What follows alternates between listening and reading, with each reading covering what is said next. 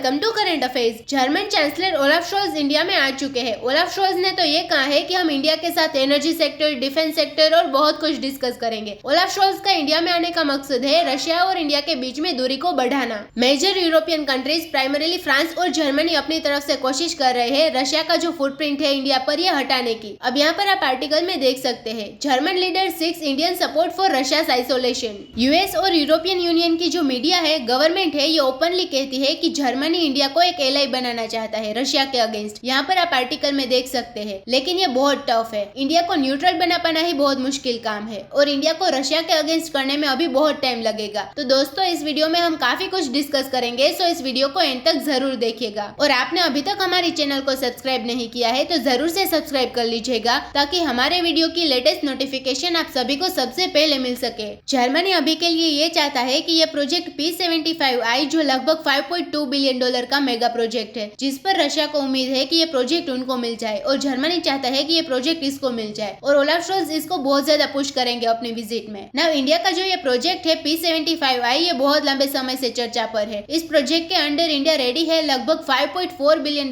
खर्चने के लिए। इंडिया की डिमांड ये है कि कोई बाहर की कंपनी इंडिया में आकर इंडिया के साथ डीजल इलेक्ट्रिक सबमरीन बनाए। इंडिया को नॉन न्यूक्लियर सबमरीन चाहिए, 6 सबमरीन बननी चाहिए, सारी इंडिया में बनेगी। उसके अलावा यहाँ पर AIP, air independent propulsion system technology use होनी चाहिए, जिससे ये सबमरीन 2 हफ्तों तक पानी के नीचे रह सकती है। और साथ ही साथ इंडिया ट्रांसफर ऑफ टेक्नोलॉजी भी चाहता है। अब ये इंडिया की जो डिमांड है, इसको लेकर कई देश कंफर्टेबल नहीं है। फ्रांस अपने हाथ खड़े कर चुका है। फ्रांस ने पहले ही इंडिया के P75I प्रोजेक्ट से पुल आउट कर लिया था, ये कहकर कि जो इंडिया की डिमांड है ये फ्रांस पूरी नहीं कर पाएगा। अब फ्रांस के पुल आउट करने के बाद रशिया ने यहाँ पर एंट्री करी। हालांकि रशिया ने ओपनली कहा है कि इंडिया का P75I के टेंडर में बड़े बदलाव करने होंगे, तभी रशिया इस प्रोजेक्ट को एक्सेप्ट कर पाएगा। मगर अभी के लिए 2 देश है, रशिया एंड जर्मनी, जो इस प्रोजेक्ट के पीछे पड़े हैं। जर्मनी यही कोशिश कर रहा है ये टेंडर एक्वायर करने की। पिछले 5-6 साल का डेटा देखे तो इंडिया के डिफेंस इंपोर्ट में जर्मनी का कहीं पर नाम नहीं है। इंडिया धीरे धीरे एक पावरफुल इकोनॉमी भी बन रहा है। इंडिया की डिफेंस नीड्स बढ़ रही है और इन डिफेंस नीड को पूरी करने वाले देश है US, Russia, south Korea, France, Israel.